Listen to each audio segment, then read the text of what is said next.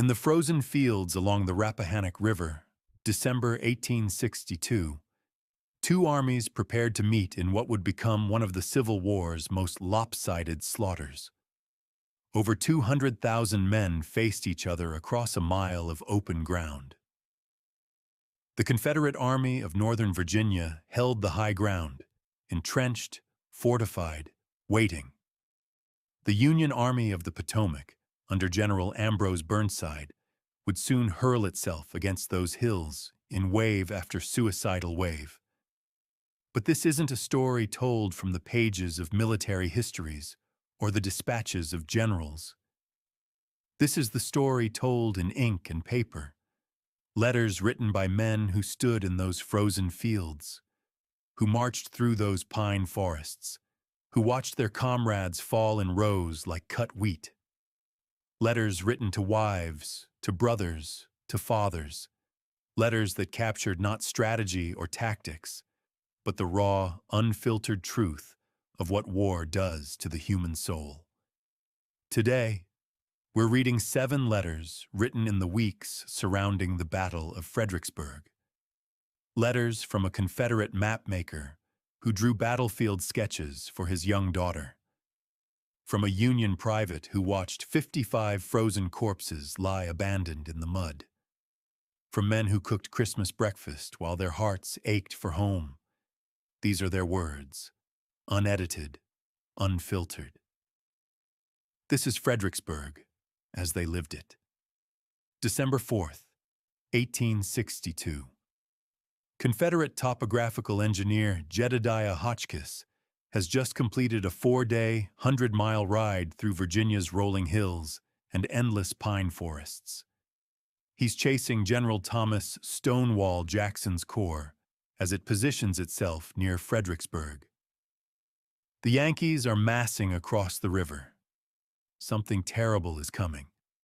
But first, Hotchkiss must write home to his wife, Sarah. Letter 1, Hotchkiss to Sarah, December 4th, morning, Sarah A. Hotchkiss, Thursday, December 4th, 1862. Goiny's Depot on Fredericksburg and Richmond RR, my doctor wife.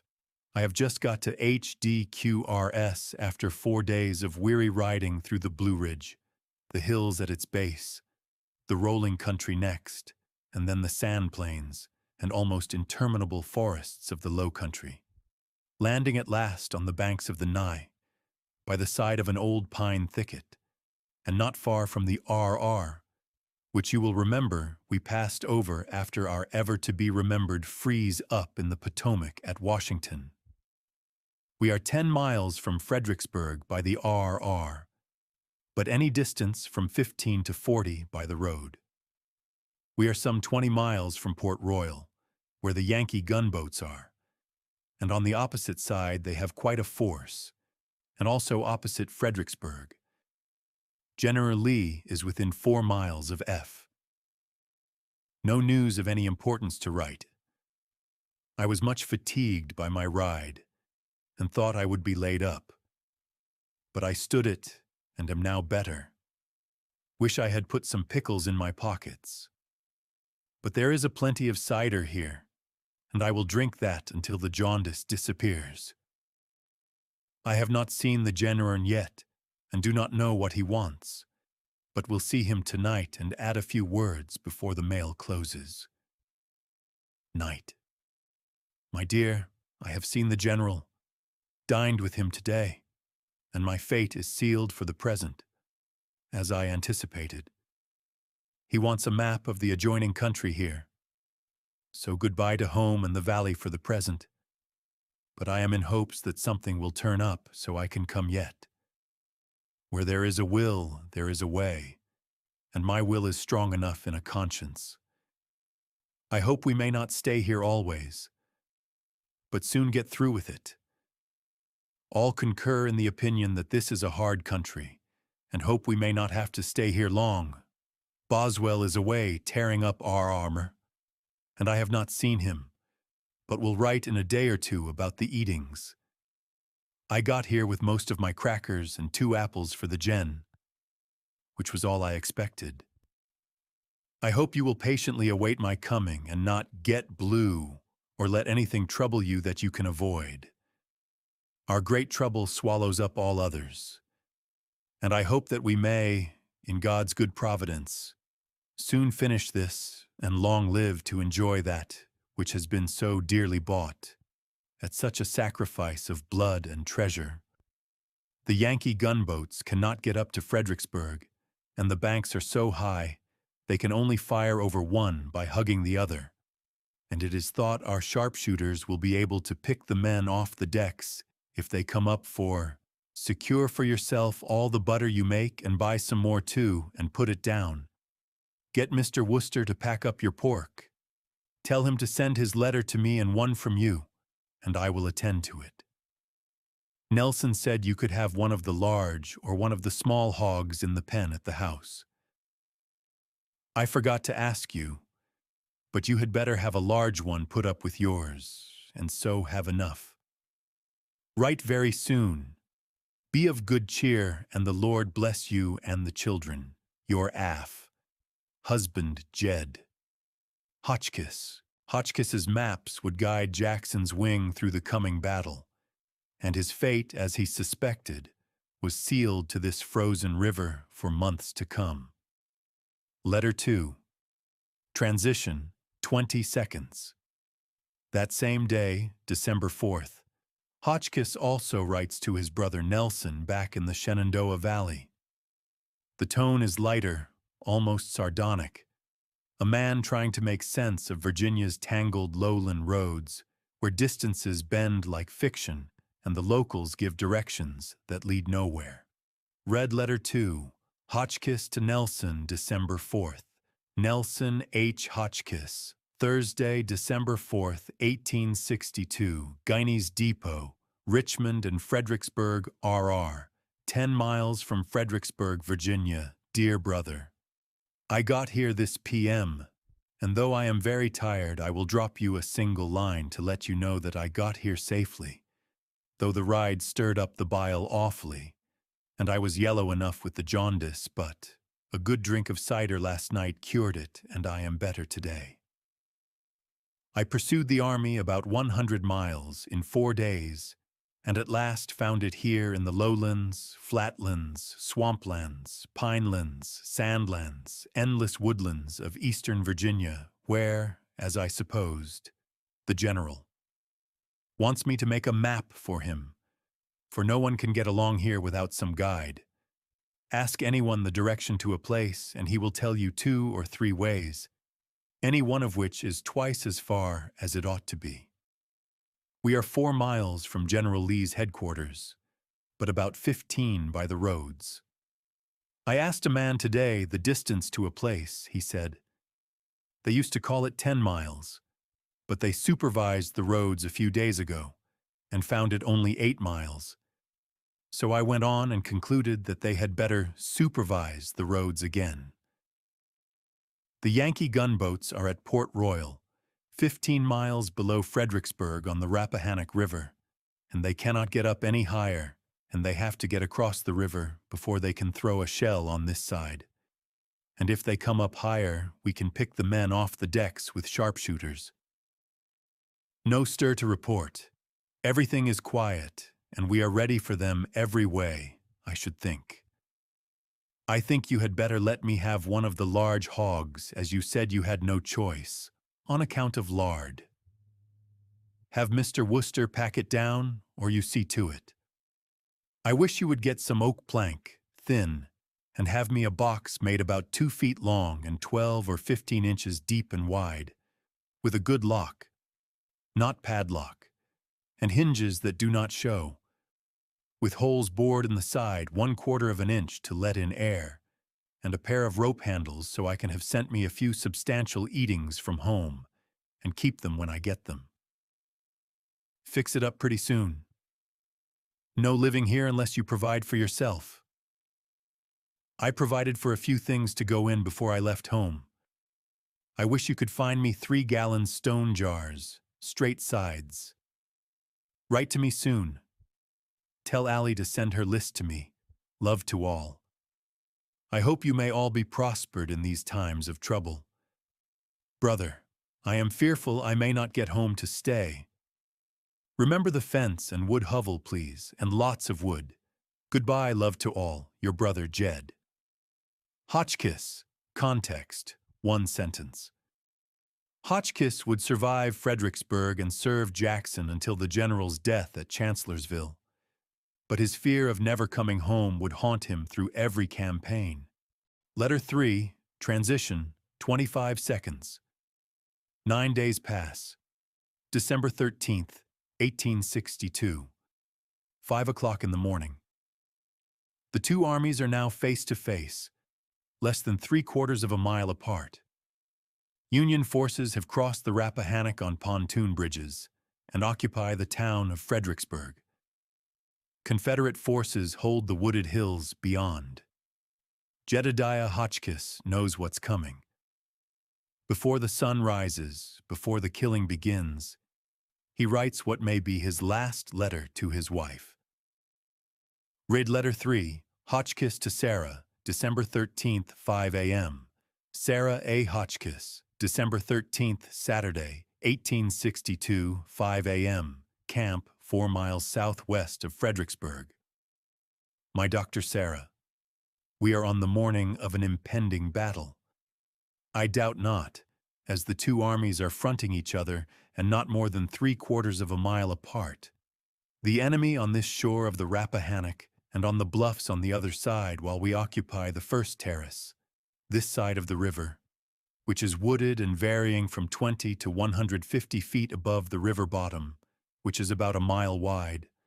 Our line of battle is about 6 miles long, our troops in fine spirits and confident of success, our generals seemingly trustful and confident also. There was no fighting but skirmishing yesterday and artillery, but a tremendous conflict must come today. I feel quite certain. What my fate may be, I know not. I can only trust in a merciful God, whose favor has never forsaken me, and hope for his protection. May he grant us victory, and may it be the means of bringing peace to our destructed land. If it should be my lot to lay down my life for my country's cause, I can only hope that God and my country will befriend you and my children. My only legacy, I am sorry to say so, will be a father's blessing, and I trust an example they need not be ashamed of. I will not send this until after the day has passed. I have many articles here that belong to me, mess chest and utensils, maps and sea, which Nelson will have to come for if I should fall. God grant I may do my duty to my country and to him, and may he bless you and ours for his son's sake, your affectionate husband, Jed. Hotchkiss. Context. One sentence. Hotchkiss survived the day, but over 12,000 Union soldiers would not.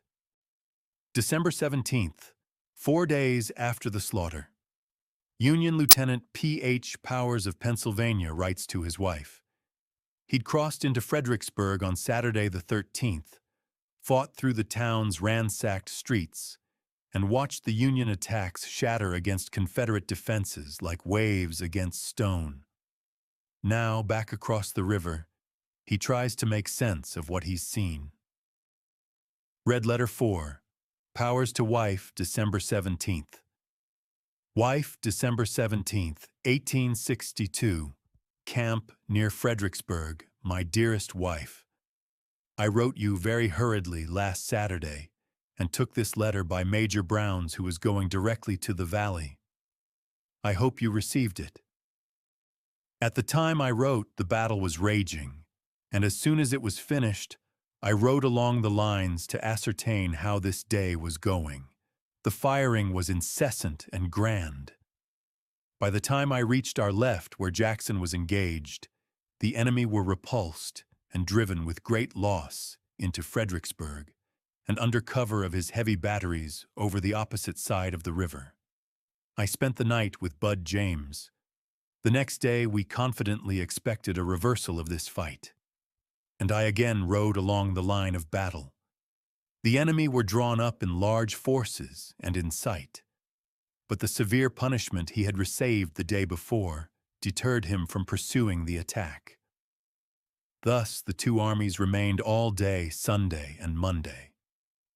Monday afternoon, the enemy asked permission to bury his dead, which was granted. Monday night, he hurriedly and quickly withdrew the slain army across the Rappahannock, leaving some 200 or 300 of his dead unburied. Yesterday morning, I rode over the battlefield and counted in our place 55 dead bodies lying dark and cold and almost naked. A most ghastly experience. They had been carried to some spot for burial, but their inhumane friends had left that duty unperformed, and under cover of the truce, flag vacated their position. So ends the Battle of Fredericksburg, which I suppose Burnside will claim as a great victory. Prisoners said that he ordered a renewal of the attack on Sunday morning, but could not get his men to come up to the scratch. His generals remonstrated with him that it was impossible to carry our position, and then the on to Richmond is again delayed. Last evening, Jackson's corps moved towards Port Royal, and one now believes that place and Fredericksburg shows what the enemy are about. I have not heard. Changing his base, I suppose. It is bitter cold tonight, but very comfortable in our tent. A little stove keeping it warm, but not as comfortable as by your side. No other place can be. I cannot lay down much. I miss you. How I long to be with you again. But alas, I fear we cannot be much together again until this war closes. And when will that be? God only knows. Could you see Mrs. Hall soon? May send word to Mr. that his brother is well. Mr. Ratliff reached camp safely. Give love to all.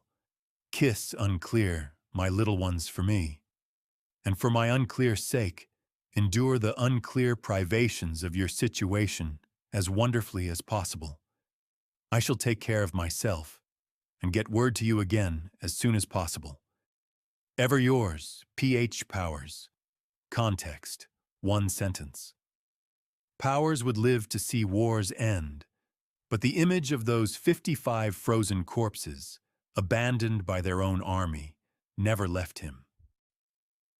That same day, December 17th, Union Private J.A. Harmon of the 107th Pennsylvania writes to his father back home. Harmon's regiment had charged the Confederate lines all day on December 13th and lived. Now he tries to explain what cannot be explained. Red Letter 5, Harmon to Father, December 17th. Wednesday, December 17th, 1862. Camp on the Rappahannock, Va, dear Father. I received your letter of the 23rd of November. I was glad to hear from you, and that you were all well. But farther.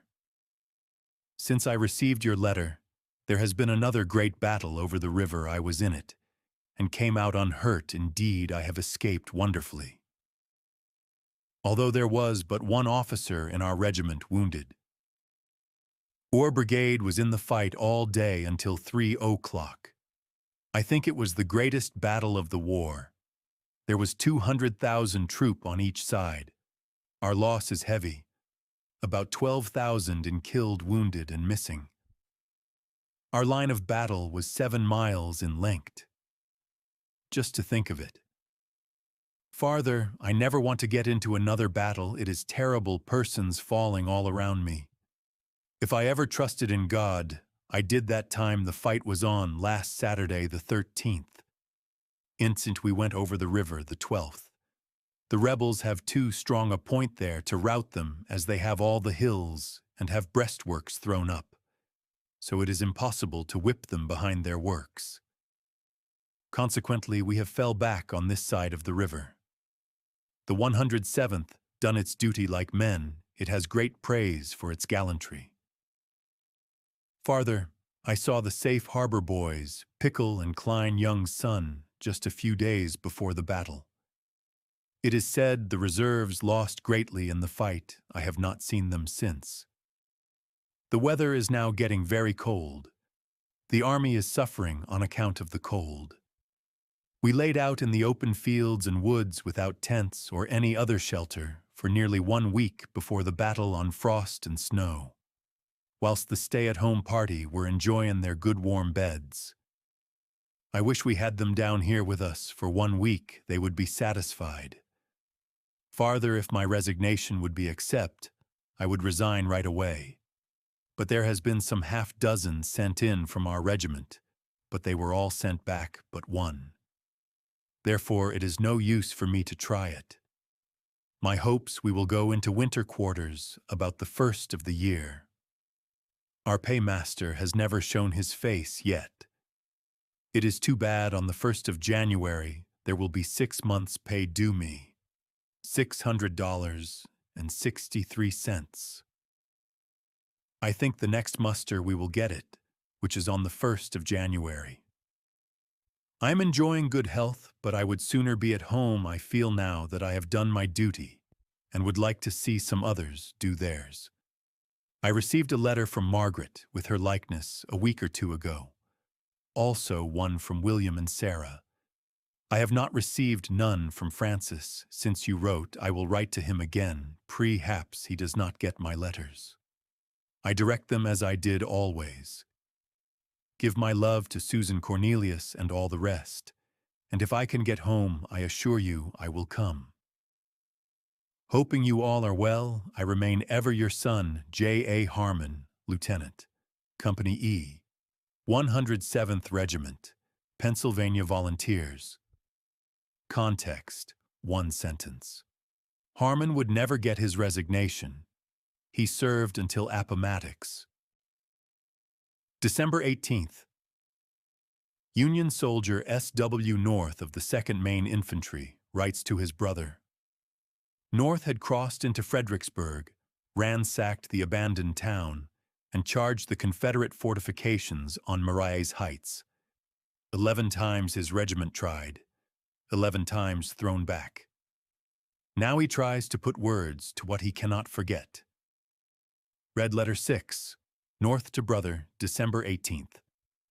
Brother, December 18th, 1862. Camp near Fredericksburg, dear brother, yours of the 12th is at hand. I wrote a letter to Mother in Fredericksburg on Sunday. It was just a scribble with a pencil. It was to let her know that I was safe then.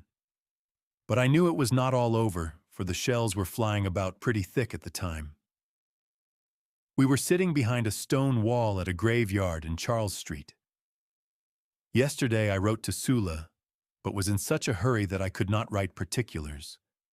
We have failed to drive the enemy from their entrenchments and have retired over onto this side of the river. On Thursday morning, we were ready to move. The bombardment commenced at daylight, and we moved about the same time. We waited all day about a mile from the river. On Friday morning, we were moved out to our batteries on this side of the Rappahannock. But on Sat morning, the troops commenced crossing, and soon we heard the musketry mingle with the artillery. It was most terrific. We crossed about 3 o'clock when we were going down this side. The rebels threw shells at us, but no one was hurt. We crossed on the pontoon bridge, and as soon as we were in town, the artillery commenced. Unclear, playing at us, but could not do us much damage as we were under the cover of the houses. The town was all ransacked, books, chairs, and every kind of furniture was lying in the streets. We left our knapsacks in a store and moved out on the battlefield. We were moved out and drawn up in position in a meadow when a rebel officer on a white horse rode out in front of the fortifications, and soon a cannon was. But we got back safe to our old camp and saved our knapsacks and tents, most of us at least. I brought back all I took over and picked up a gum blanket. The streets were full of knapsacks as we came through. Some of the boys got books and some other unclear things. Hayes Boyd got Milton's complete works lying in the streets. There was abundance of flour, fish, pork, and in short, everything but salt. The story of the South starving is all a hoax. They had things just as plenty as we have, at least in Fredericksburg. Our soldiers helped themselves as well as they could. There were some people living in the cellars. Bruce and I went after water one night. It was not safe to go in daytime. When a lady came out of the house and asked us to get her some water, we filled her bucket, and she said it would do till the next evening. I have heard of the horrors of the battlefield, but the reality is terrible. In the action and unclear existing, it is not realized, but the thoughts and impressions seem to be unclear. Burned in my brain the still pale faces of the dead and the shrieks and groans of the wounded and dying. Oh, it is awful. I think our loss must be very severe. I saw a great many dead men. We could hardly step without tramping on them. I cannot praise our captain too highly, and the boys, with but few exceptions, did their duty nobly. I did not expect them to take that battery when we started, but we tried. The 2nd Maine boys say we made the 11th charge on it. We failed, but we done our duty. It is said we lost 9 commissioned, killed and wounded in the Regt, and over 100 men. I forgot to say that we heard of one of our missing boy. Fritz of the little cove he is in the hospital has been run over and is badly injured. He makes Copon CS loss 2 killed and 4 badly wounded. Captain Dobler of Company A is wounded in the arm. But I am sick and tired of this subject, and have done now. Mother was anxious to know how we got along this cold weather. We have a right cozy chimney and fireplace in our tent, and have made ourselves pretty comfortable, and have not suffered any yet. Aunt Sade sent me a sleeping cap. Aunt Kate sent Jacob one. I want you to write often. My love to all friends. Your brother S.W. North survived the war. But those pale faces, the ones he couldn't step around, haunted his dreams for 50 years. Christmas Day, 1862. 12 days after the slaughter. The armies remained camped across the river from each other, frozen in place, waiting for spring. Lieutenant P.H. Powers writes again to his wife. It's a beautiful morning, warm as June, and utterly hollow. Read letter 7, Powers to wife, December 25th. Wife, December 25th, 1862. Camp near Fredericksburg. My dearest wife, I hardly have the heart to wish you a Merry Christmas this beautiful Christmas morning, because I will know merriment is not for you this day. But I can and do wish you a happy day, and the same to our little dears, who I suppose must be content with very meager gifts and very few sweet things. I thought of them when I first awoke this morning about day, and wondered what you managed to put in their stockings. Memory went back to the many happy Christmas days we have spent together with them. Alas, will the good old times ever return again? And you and I and our little ones dwell together in peace? I hope so. I believe so, but the heart, unclear, sickens with the deferred hope. As I have been Jim's chief cook for a week, since his servant left, not much time was given me this morning for such sad affections, with the responsibility of a Christmas breakfast on my mind. So I stirred myself from a warm bed. A major quartermaster to a captain, but necessity is a hard master. And you know I can do anything I try. Better cook than starve. I wish you could have been present to witness my success and partake of my viands. Barbecue rabbit, beef hash with potatoes, hot bread and coffee. If the darkies all leave us, I shall be able to render you some assistance. We are very comfortable in camp, have good tents, and wood in abundance to keep off the frost. I have been exceedingly busy for the last week assisting Jim in paying off the troops, and really he needed it. He worries at everything, allows every trifle to ruffle his equanimity, and makes himself constantly unhappy without cause. I wish from my heart he could get out of the department he is in. Though I see no hope for him, he had a letter from Robert yesterday. All well, and nothing new. I have written you several times since I have been here, but as yet have not heard from you. Continue to write. Some of your letters will. I wrote you some account of the great fight, but you will see from the papers how terribly whipped Burnside was, and what a commotion it has produced in Yankeedom. I think the sky brightens and our chances for peace improve. But still, the war may linger on another year, or even to the end of Lincoln's term. It is as warm this morning as June, and everything bright. If I only was with you for the day at least, I would have a happy Christmas. We are invited to dine with Tom Ballard, and as I am interrupted, I must now stop. With love to all, and kisses and loving messages to my little unclear pups, verify yours P.H. Powers. Context, one sentence. Powers would spend 2 more Christmases in the field before the war ended. None of them merry. 7 letters. 7 voices from the frozen banks of the Rappahannock. 7 men trying to make sense of a battle that made no sense. A slaughter so complete, so one-sided, that even the victors were haunted by it. Over 12,600 Union casualties. Less than 5,000 Confederate. Burnside's army shattered against stone walls and entrenched artillery. Bodies left unburied in the winter mud. And for what? The war would rage on for 2.5 more years. But these letters, these words written by candlelight in frozen tents, words meant only for loved ones back home. They tell us something the history books cannot. They tell us what it felt like. The fear before dawn, the horror after, the hollow ache of Christmas far from home. The images burned into the brain that no amount of time could erase. Jedediah Hotchkiss went home after the war and became a teacher, but he never stopped drawing maps. P.H. Powers returned to Pennsylvania and rarely spoke of what he'd seen. S.W. North lived to old age, but the pale faces of the dead never left him. War is not won or lost in grand strategy. It is lived and endured in letters like these. CTA. If these letters moved you, leave a comment. Tell me which battle's letters you want to hear next.